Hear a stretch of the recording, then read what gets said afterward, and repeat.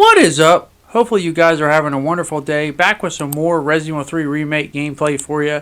And today I'm going to be making a string of videos over the next few days talking about all the single main characters of Resident Evil Death Island, a new recently released CGI movie.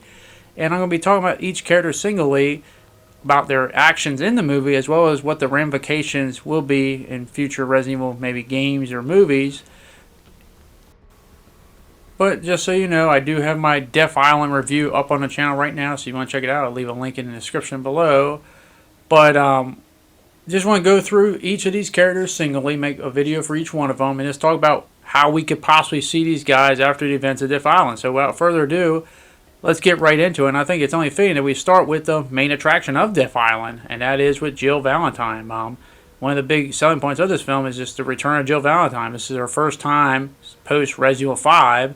So that obviously going to get a lot of people interested and excited to see how they were going to use Jill and what she was going to do and how they were going to bring her back. So let's get right into it. So I'll go through what they did throughout the movie and then see how this could lead to other events post Resident Evil Death Island. So Resident Evil Death Island obviously takes place after Resident Evil 6, but before Resident Evil 7. So this is 2015. It's a sequel to the Vendetta film. But basically, obviously, seeing Jill back was a big part. So Jill in this movie, basically, she starts out in a house, basically investigating a possible bioterrorist attack. And obviously, she seems very, people want to say that she's very, what's the word for her? She's restless. She's maybe a little reckless. But basically, her whole point is she seemingly wants to get back out in the field and is not quick to wait for backup and just wants to get right in there with the possibility, innocent people might be in danger, and every second you waste talking about her waiting for backup, people may die. And she obviously goes in there and everyone's already either dead or infected, and she fights them off through Chris, comes in there with the rest of the SWAT team, and she kind of walks past them, which then translates to the next sequence where, after talking to Rebecca, Chris basically learns that it's not that anyone blames Jill for what happened with the events of Resident Evil 5. It's just that she blames herself. She holds herself accountable, and I think that's where that recklessness maybe comes from. It's just the fact that she really wants to get back in the field and do what she can to save people, just from a standpoint that, having been, basically went from protecting the world from bioterrorists to inadvertently becoming someone helping out a bioterrorist against her will. It kind of has messed her up to the point where, coming back in the field, she's really anxious to get out there and just prove to herself that, not that she honestly feels like, she has anything to prove to anyone else, but just to prove that, hey, she can still do it. She can still save people, and that she's not what those last few unfortunate years were to her when she was brainwashed by Wesker. And they have a really powerful moment between her and Chris in the firing range, where basically Chris is telling her, hey,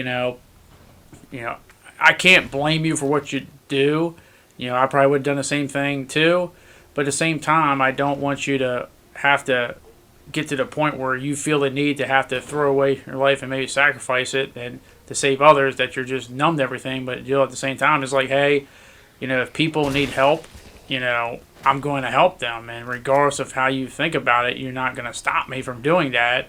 And I see both sides of it, and I think it's a very touching sequence because, once again, I didn't expect Jill to come back all fine and dandy. It was going to take some time, and you have to have some moments like that, and I think it's really touching. This shows that, hey, this Jill is not the same pre-Resident Evil 5 Jill. This is a very different Jill who's coming back and kind of has this kind of fed-up look with bioterrorists. I mean, they've been fighting for the last few decades, but eventually she gets on a mission with Chris and Claire along the ride with Rebecca's support, basically to Alcatraz Island.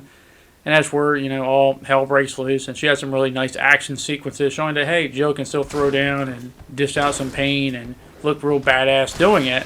And that's where she obviously runs in and meets Leon. And really nice moment there. As I said, I'm not saying that necessarily Jill and Leon is a better tag team than Chris and Jill. But I feel like their banter, if they given them more time, would have probably been even greater than it was, because they obviously can have a lot of fun at each other's expenses and stuff. But I also feel like meeting Leon was a good thing for Jill personally, just because, the funny part is Leon kind of was in a similar situation in the last movie, if you remember, where he was kind of down and out about it. And I'll go more into that when I do a Leon video. But him teaming up with people again, like with Chris and Rebecca, I feel like that brought that happiness and that joy that we know about him back. I feel like Jill meeting this wisecracking, more, calmer jokester type Leon was really good for her, just to maybe lighten up a little bit and not be so hardened by her events in the past, and made it get her feel the Jill before all the stuff in Resident Evil 5. And I feel like that was a really good choice there. But like obviously interactions and obviously Jill trying to put up with Leon's corny jokes and stuff like that. But the point is that I feel like that was really good for Jill's psyche at that point in time. And then we get to the whole encounter in the jail cells where basically she meets Dylan, and basically Dylan's psychoanalyzing all of them, showing like what each of the main characters have done and why they're just basically pawns and suckers and stuff like that. When it gets to Jill, basically saying that Jill hesitates and doesn't do what is necessary, and even brings a point that like, hey, there's Claire's infected in there.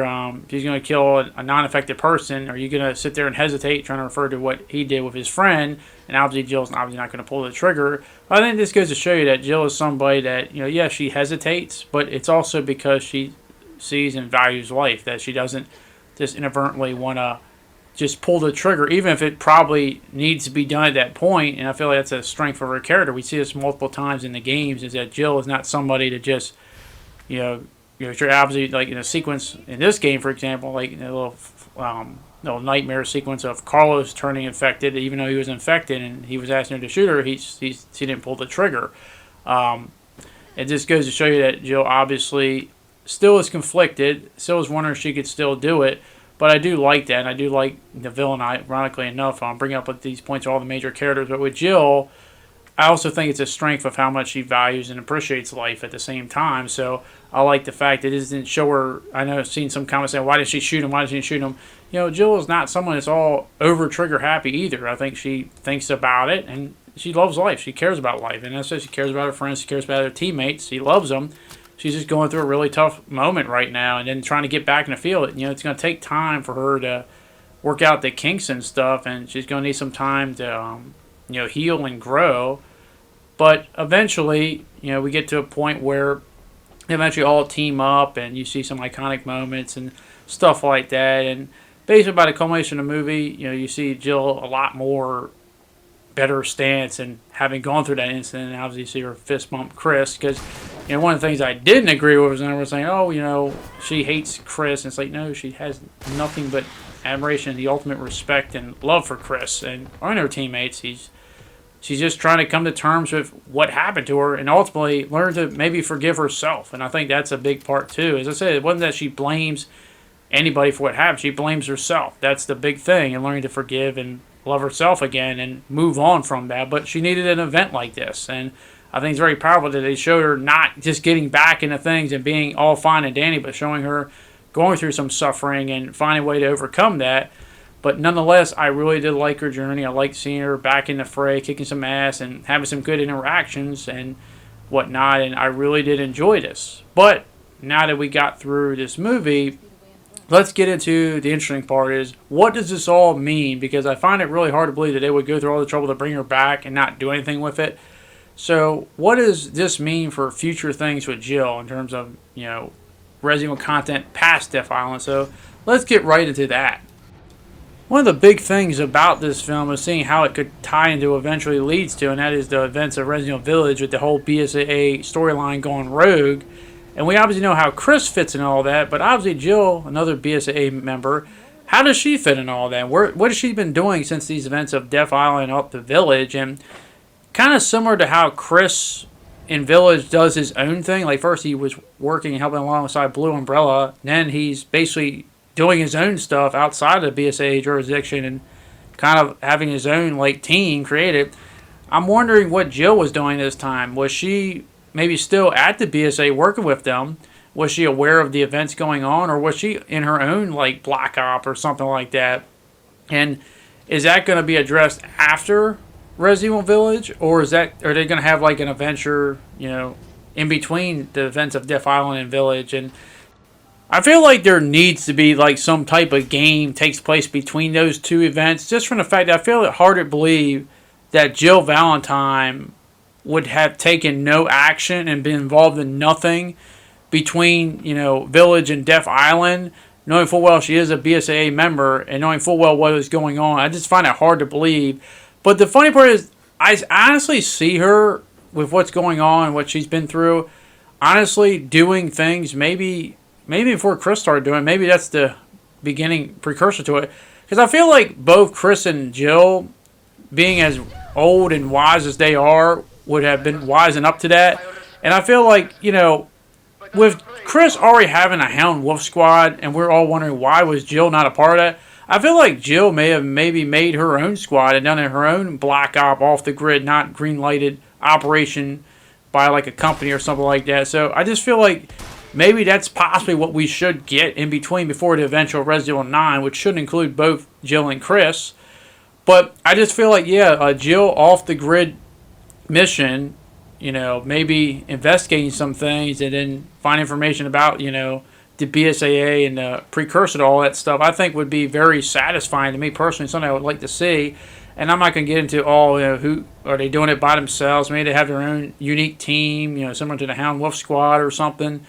But yeah, I would definitely like to see that. And obviously to see Jill in a new adventure. As I said, we've got her in Remake, but I want to see her post Resident Evil 5 in a brand new adventure. And maybe we could see Jill, lead her own team of maybe new characters or maybe our existing characters. I mean, it'd be cool to see, like, I don't know, Jill and Sheva lead an off-grid Black Op mission together, and maybe they have some future insight of, seeing the BSA going rogue, and also see that team up, because we didn't really get too much of it in Resident Evil 5, but I'm just throwing out ideas. But overall, I don't think they would bring back Jill Valentine like this if they weren't going to do something with it. I just hopefully we can get some insight of what they're going to do sooner than later, or at least have some information. But I do stand by that. I do believe there needs to be some type of game starring Jill Valentine that takes place before the events of Resident Evil Village, just to showcase what she was during that time period, because I think it's really vital to the story as well. And then obviously having her culminate to rejoining Chris and